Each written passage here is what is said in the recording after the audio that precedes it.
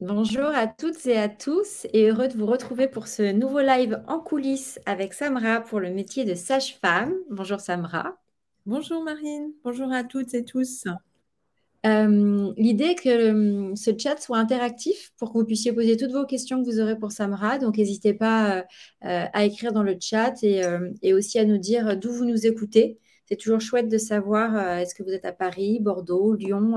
Je sais qu'il y a des gens qui nous écoutent de partout en France et parfois même depuis l'étranger. Donc, n'hésitez pas. Je vois que ça commence à taper dans le chat.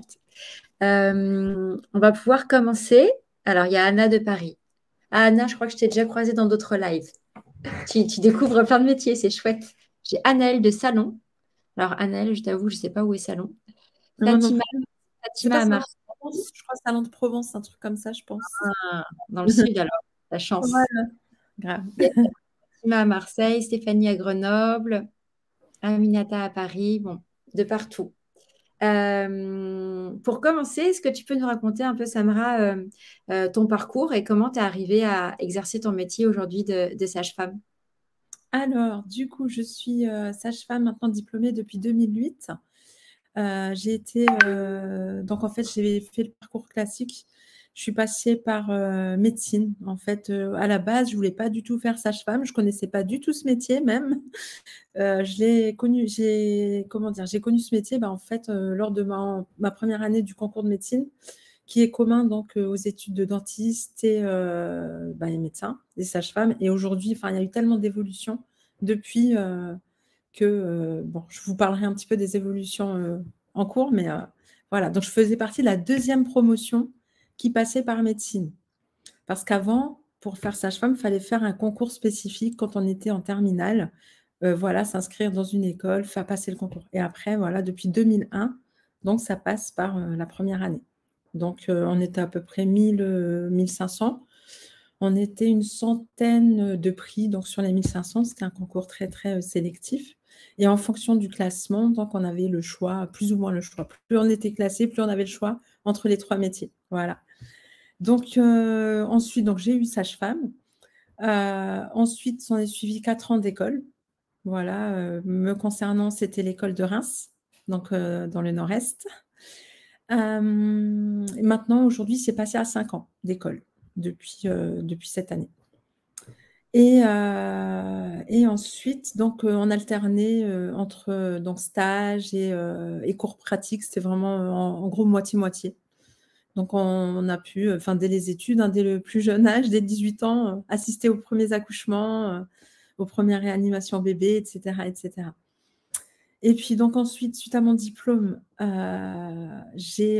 comment dire, j'ai exercé dans une petite maternité dans le Nord-Est qui faisait réaliser 300 accouchements par an. Donc, c'était très formateur parce qu'on était toutes seules sur place. Il n'y avait pas de médecin, personne. Après, peut-être qu'on rentrera dans les détails sur en quoi consiste exactement le métier, parce que là. Et ensuite, 1 an et demi après, donc j'ai travaillé dans une structure qui ouvrait à Paris, qui s'appelle l'hôpital Mère-Enfant de l'Est parisien, où là, il n'y avait pas du tout d'accouchement, mais uniquement du suivi médico-psychosocial des femmes. Donc, pour vous dire à quel point le métier ne se limite pas qu'aux accouchements, mais est très, très large. Et ensuite, en parallèle, à un moment donné, les accouchements me manquaient quand même.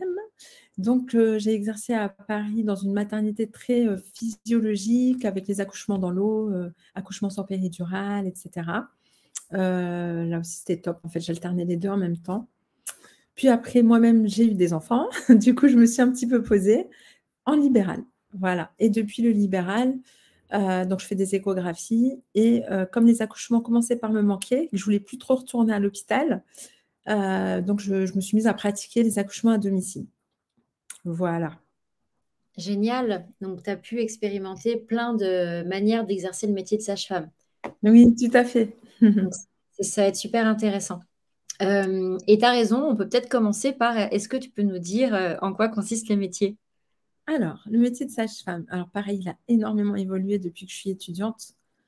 Quand j'étais étudiante, on ne faisait pas du tout de suivi gynécologique. Et maintenant, en gros, la sage-femme, c'est la personne qui va s'occuper de la jeune fille jusqu'à la femme ménopausée qui n'a pas de complications médicales. Donc, on va tout faire chez la femme. Le suivi de prévention gynécologique, Alors, je vais commencer peut-être par les ados, les adolescentes. Donc, on va faire de la prévention. Il y a une consultation qui s'appelle contraception et prévention pour ces jeunes filles et les jeunes hommes maintenant à partir de 2024, où on va expliquer en gros comment fonctionne le corps, la contraception, laquelle choisir, parler de la vaccination également concernant le HPV dont on entend pas mal parler ces derniers temps. Voilà, toutes les vaccinations, même maintenant, depuis cette année, on fait toutes les vaccinations à tout le monde. Voilà, même on ne s'est pas étendu qu'aux femmes en réalité. Et puis, on va également, donc, concernant donc la femme en général, donc à partir de 25 ans, faire le suivi des frottis, donc pour dépister, vous savez, le cancer du col de l'utérus, donc la contraception, le dépistage du cancer du sein, tout ce qui est suivi de prévention, en fait. Donc, contraception, on fait également les prescriptions de stérilés, d'implants pharmacologiques, les pauses, les retraits, etc. Les consultations préconceptionnelles, c'est-à-dire quand les parents ont des désirs de bébé, ben, on les voit avant pour voir comment dire, accueillir au mieux la grossesse, des conseils de prévention en nutrition, les sérologies, les prises de sang, etc. Qu'est-ce qu'il faut manger, pas manger, etc. Ensuite, donc, on les voit pendant la grossesse, donc dès le début jusqu'après, jusqu'au postpartum. Les échographies également, on peut passer des diplômes complémentaires quand on est sage-femme, donc notamment celui d'échographie, donc ce qui nous permet de réaliser toutes les échos de suivi de grossesse et gynécologique également, donc chez toutes les femmes. Après, voilà, ça c'est les principales. Et puis bien sûr l'accouchement. Du coup, j'en oublie un petit peu pourquoi le métier le plus connu. Donc le suivi du travail, donc chez la femme enceinte, l'accouchement, etc. Et donc tout ça, quand tout se passe bien, qu'il n'y a pas besoin de médecin. Voilà, dès qu'on voit qu'il y a une pathologie qui apparaît, hypertension, diabète, etc., là, on passe le relais ou on suit en coordination avec le médecin gynécologue obstétricien et médecin généraliste. Donc, et puis, il y a également des sages-femmes qui travaillent dans des structures particulières en protection maternelle et infantile. Donc là, qui vont faire le suivi de femmes enceintes un peu de proximité dans des secteurs qui vont accompagner les femmes parfois en difficulté, en précarité sociale. Voilà, parce que le suivi de grossesse, même, il y a certaines femmes qui n'ont aucune couverture sociale et donc qui peuvent faire le suivi en PMI et qui ne payent rien. Voilà. Il y a également parfois des psychologues dans ces structures quand elles ont besoin. Qu'est-ce qu'on peut faire aussi? Tout ce qui est IVG, tout ce qui est en rapport avec régulation des naissances. Donc, les sages-femmes travaillent aussi dans les centres de planification d'éducation familiale et donc peuvent pratiquer les IVG en ville et en signant des conventions avec des hôpitaux médicamenteuses. Et là, ils sont en train de tester les IVG chirurgicales également en hôpital pour les sages-femmes. Voilà, je crois que, je ne sais pas, j'ai peut-être oublié certainement certaines choses concernant le métier, mais... C'est déjà un large panel et effectivement bien au-delà de l'accouchement, comme tu l'expliquais. Ce qui est super, c'est que tu as pu le pratiquer donc à l'hôpital, en libéral, enfin dans plusieurs structures. Est-ce que tu peux nous dire un petit peu pour toi, qu'est-ce que tu as aimé et moins aimé dans chacun des manières d'exercer? Alors, à l'hôpital, disons que, comme vous le savez, je ne vous apprends rien, l'hôpital va mal. On a énormément d'activités, en fait. Il n'y a pas suffisamment de sages-femmes en hôpital, ce qui fait qu'on peut vite arriver à être débordé tout le temps. On va en garde le matin, on est tout le temps, on n'a même pas le temps de prendre de pause, en fait. Donc, on peut parfois suivre 3, 4 patientes en même temps pour l'accouchement, sachant que c'est quand même un domaine très intime, très important pour ces femmes qui viennent parfois, souvent, pour l'un des plus beaux jours de leur vie. Et j'ai trouvé très frustrant l'hôpital. Le fait qu'on n'ait parfois pas le temps de tout faire, de bien accompagner correctement les patientes avec humanité. Voilà, c'était la chose un peu la plus compliquée. Vraiment énormément de travail. Le soir, on rentre chez soi, on se dit, est-ce que j'ai pas oublié quelque chose? On se dit, bon, tant mieux, tout le monde est vivant, mais est-ce que j'ai oublié quelque chose? Mais voilà, l'hôpital, c'est vraiment la pression. Énormément de pression, énormément de travail. Puis en même temps, les salaires qui ne suivent pas par rapport aux responsabilités qu'on a. Voilà, n'hésitez pas à me poser des questions d'ailleurs sur les salaires et tout, j'ai aucun tabou. Voilà, l'hôpital, c'était surtout ça. Puis il y a aussi, c'est une manière totalement différente de travailler. Il y a beaucoup de hiérarchie à l'hôpital, beaucoup protocolaire. On doit toujours des comptes à tout le monde au-dessus. Enfin, voilà, c'est pas du tout la même manière. En libéral, on est vraiment libre. Voilà, on est une profession médicale, hein, ça je ne l'ai pas précisé dès le départ, mais c'est-à-dire qu'on est une profession indépendante et autonome. Voilà, autonome, on n'a pas, on fait nos propres prescriptions selon ce qui est le meilleur pour la patiente, pour le bébé, pour le conjoint. Et voilà, l'hôpital, c'est vrai qu'il faut toujours rendre des comptes au-dessus. Il y a les réunions les matins où on dit pourquoi on a fait ça, etc., ce qui s'appelle les staffs. Alors qu'en libéral, ouais, on est free, quoi.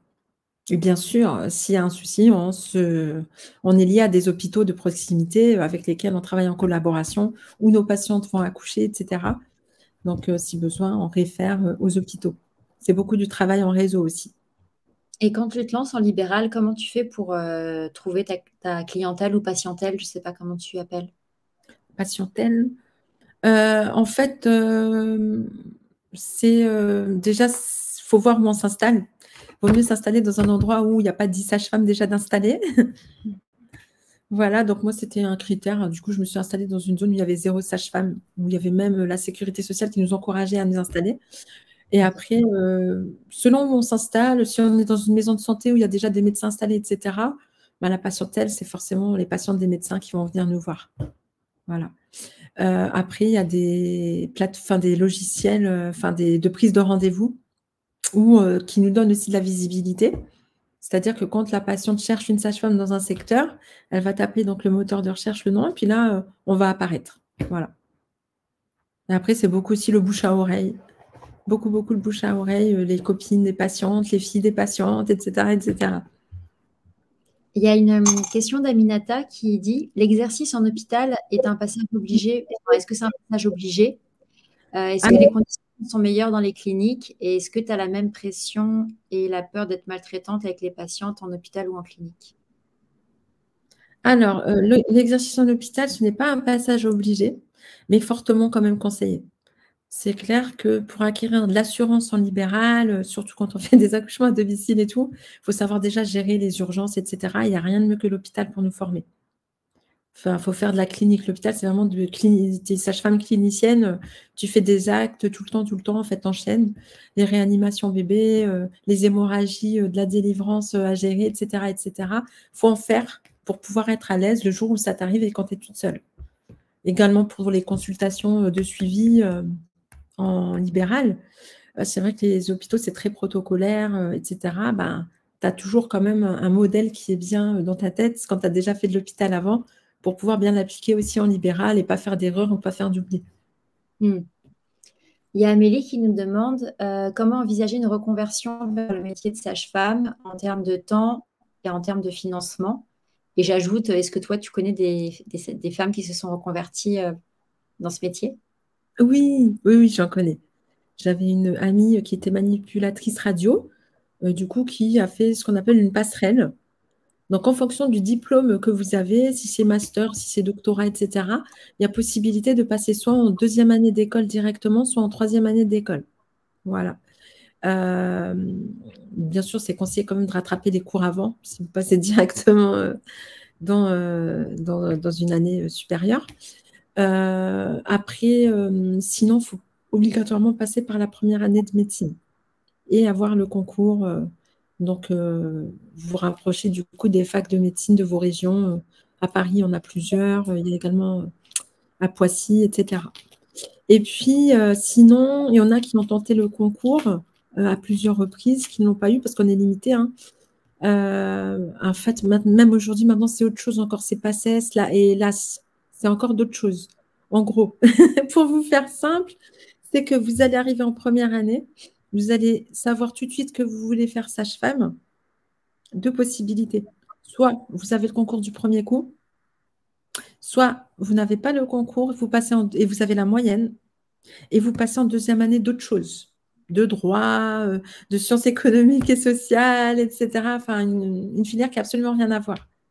Et après, dans cette 2e année, là, il va falloir bosser pour repasser un concours qui est commun à tous ceux qui sont dans cette année et où il faudra avoir de très bonnes notes dans le domaine maïeutique. En gros, c'est ça. Donc, soit il y en a qui ciblent dès le départ de l'avoir du premier coup, soit il y en a, ils savent dès le départ qu'ils vont passer en deuxième année, mais c'est un petit peu un parcours à rallonge, mais qui arrive finalement au même objectif. Et puis, il y en a d'autres qui passent par la Belgique, du coup, quand ils n'ont pas eu le concours en France, ben, en fait, dans les écoles belges, 90% des étudiants sages-femmes sont françaises. Voilà. Parce qu'il est un peu plus facile. Oui, c'est pas un concours déjà. Je crois que c'est un examen d'entrée, il me semble. Examen d'entrée, oral et tout ça. Et oui, les études semblent plus simples. Et puis, eux, ils sont vachement branchés physiologie. Mais c'est l'équivalent. Au final, le diplôme, elles peuvent exercer en France sans problème. Il y a une question d'Alix. Je pense que malheureusement, la réponse est d'ordre politique, mais pourquoi le nombre de places est limité alors qu'on manque de sages-femmes? Alors, il y a eu une époque, à mon époque, où on n'était pas du tout en manque de sages-femmes quand j'ai commencé. Quand j'ai commencé, non, excusez-moi, quand j'ai commencé, si, tout au début, la première année, on est venu nous chercher à l'école pour nous proposer des contrats avec des hôpitaux, ils nous donnaient des bourses, etc. Puis après, quand je suis arrivée à Paris en 2010, là, il n'y avait pas du tout de manque de sages-femmes, il y avait trop de sages-femmes par rapport au nombre de postes. Voilà, limite on nous dénigrait quand on allait postuler, on nous refusait parfois en fonction. Moi, j'étais jeune diplômée, j'avais pas assez d'expérience dans le CV, donc il y a des hôpitaux qui ont refusé de me prendre. Aujourd'hui, la tendance est totalement inversée. Alors là, vraiment, ils vous prennent directement en sortant de l'école, ils vont vous chercher, maintenant même, ils ont augmenté à fond leur salaire à l'hôpital. Ils ont vraiment beaucoup valorisé. Je crois même que ça a doublé depuis que j'ai eu le diplôme. Donc, ce n'est pas négligeable. Et donc, du coup, la tendance, elle n'est jamais stable, en fait. Il y a des fois, ils vont manquer, des fois, ils ne vont pas manquer. Je pense qu'ils ont peut-être d'ouvrir trop le concours pour qu'au final, il y ait trop de postes. Il y en a beaucoup qui partent également en libéral, dès le départ, en fait, des jeunes diplômés qui ne veulent absolument pas travailler en hôpital vu les conditions qu'ils ont pu apercevoir durant leur stage. Ouais. Donc, ouais. Après, je suis sûre aussi, il y a quand même une composante politique, ça c'est sûr. Ça me fait une bonne transition. Il y a Aminata qui demande est-ce que tu peux nous parler des salaires dans les différents environnements? Ok. Alors, en hôpital, aujourd'hui, je pense qu'on doit être à peu près à 4 000 € par mois, environ, en net. Hein. Je parle toujours en net. À mon époque, c'était 1 600 €. Vous voyez ouais. Ça a vraiment, vraiment évolué. En fait, c'est depuis les grèves, je crois, l'année dernière, quand il y avait vraiment après le Covid, hein, quand on a tous pété un plomb à l'hôpital. Voilà, il y a même parfois des gardes, des intérims qui nous appellent et qui nous payent 500 € la garde de 12 heures. Voilà. Après, en libéral, alors ça va beaucoup dépendre de l'activité que tu as. Si tu as une activité plutôt gynéco, suivi de grossesse classique, etc., en net, je dirais, tu peux monter à 5 000 €. 5 000, 6 000. Après, ça dépend si tu fais du temps plein, etc. Mais c'est beaucoup mieux payé en libéral, c'est sûr. Et si tu fais des échographies, ça peut monter beaucoup plus. Parce que les échographies, on a les mêmes cotations que les médecins. Quand on est sage-femme et qu'on fait des échos, on a les mêmes cotations. À la différence que nous, on ne fait pas de dépassement d'honoraires. On n'a pas le droit de faire de dépassement. Du coup, on est à peu près à 8 000 € peut-être en net quand tu fais des échos en tant que sage-femme et que tu fais que ça. En temps plein. Ok. Il y avait une question de Fatima sur la passerelle se fait obligatoirement. Tu sais, tu parlais des passerelles pendant les études.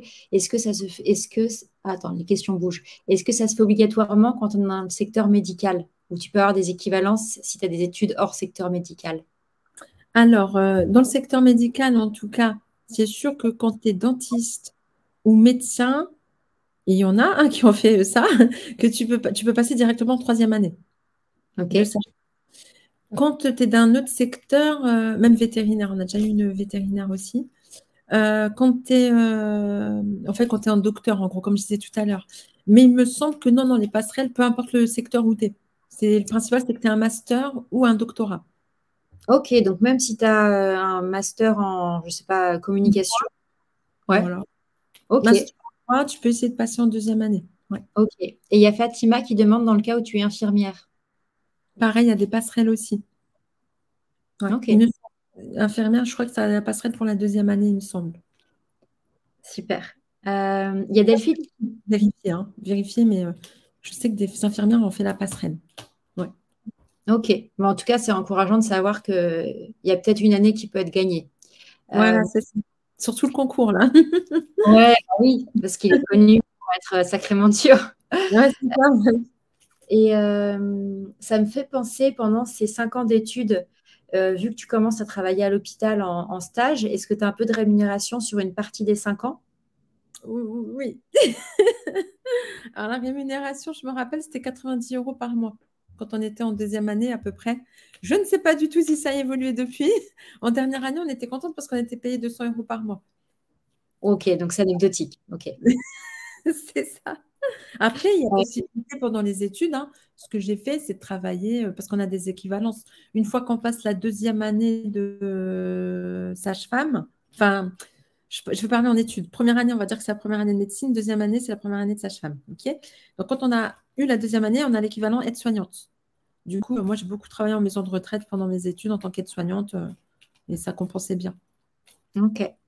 J'ai une question sur les salaires que tu donnais tout à l'heure. Est-ce que c'est uniquement région parisienne ou est-ce que c'est les mêmes salaires en province?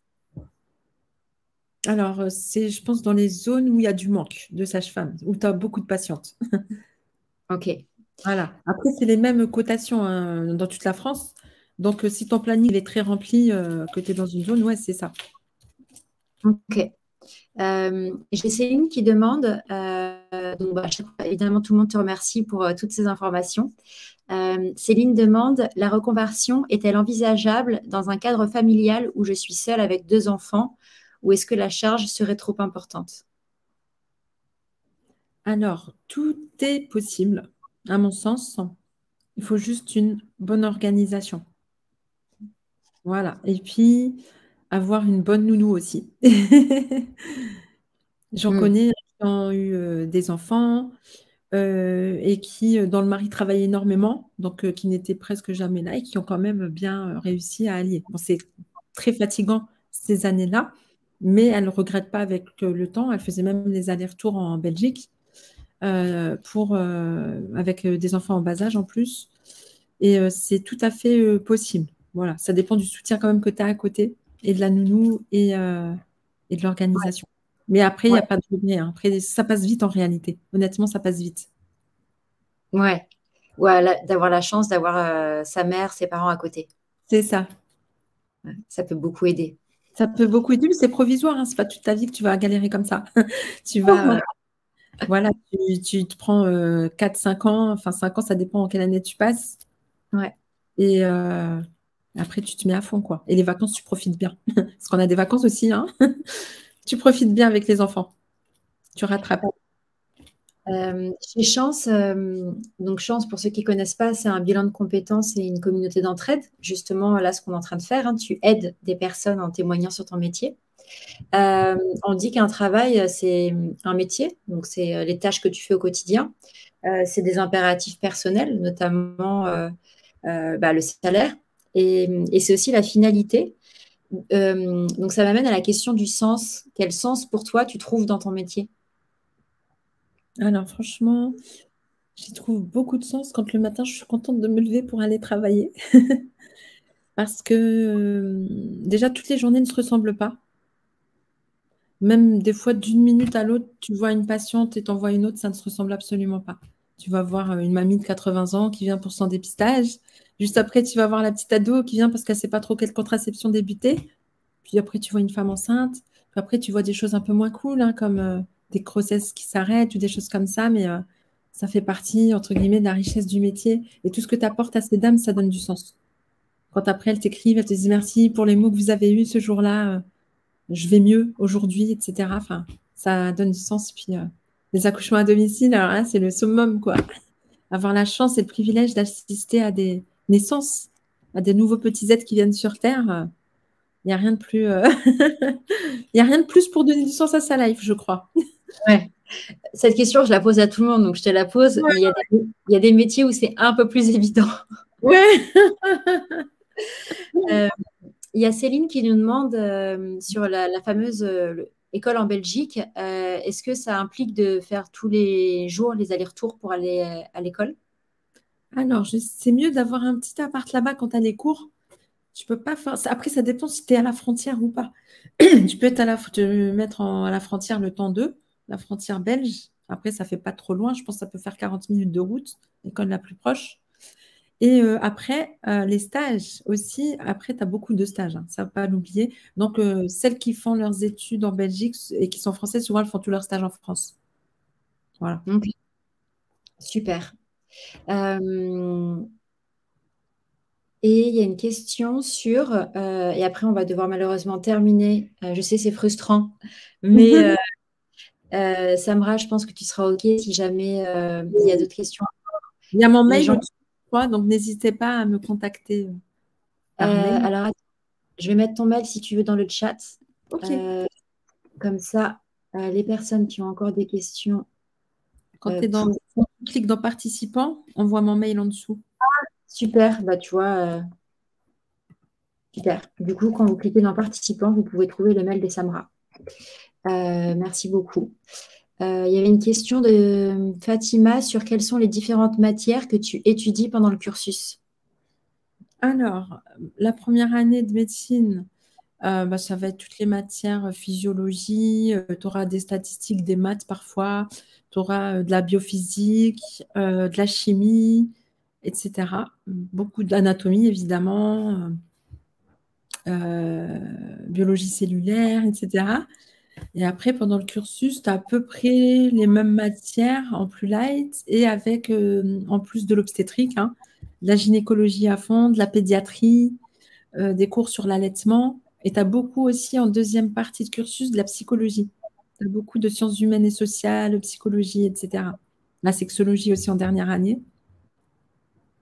Euh, T'as la physique, après tout ça, je crois qu'on en. Enfin, je sais pas aujourd'hui, mais en tout cas, à mon époque, il n'y en avait plus, hein. Je vous rassure. Physique, chimie, c'est fini après. Donc, tout ce qui vraiment va nous servir directement, la pharmacologie, évidemment. Pharmacologie, on en a beaucoup aussi. Euh, Après, il y a sûrement des matières hyper importantes que j'oublie, mais je pense que ça vous donne déjà une bonne idée de. Ouais, ça donne un bon aperçu. Merci à toutes et à tous. Je suis désolée, je vais devoir rendre l'antenne parce qu'il y a d'autres lives qui s'enchaînent. Je vous ai donné l'adresse de Samra, donc n'hésitez pas si jamais vous avez encore des questions. Je vous ai mis aussi le lien vers la communauté d'entraide chance si vous aussi vous voulez aider d'autres personnes en racontant vos métiers, parce que l'idée c'est de aider et d'être aidé. Et un immense merci à Samra qui a pris 30 minutes gratuitement, bénévolement de son temps pour témoigner, enfin, répondre à toutes vos questions sur son magnifique métier. Je vois que tu as plein de merci dans le chat, Samra. Mille merci, c'était trop chouette de découvrir ton quotidien. Merci à vous, hein, pour cette belle initiative. Voilà, j'espère que ça va susciter des vocations chez certains, certaines. Il y a des hommes aussi, hein, ça, je n'ai pas précisé, mais il y a des hommes sages-femmes, hein, si vous voulez nous rejoindre. Et merci beaucoup. Et super comme projet et initiative. Franchement, c'est super. Merci On a beaucoup, pas à Samra. l'époque. J'aurais adoré la voir quand j'étais plus jeune. Ah, pareil. Merci beaucoup, Samra. Bonne journée. À Merci. bientôt. Merci, au revoir. À Au bientôt. revoir.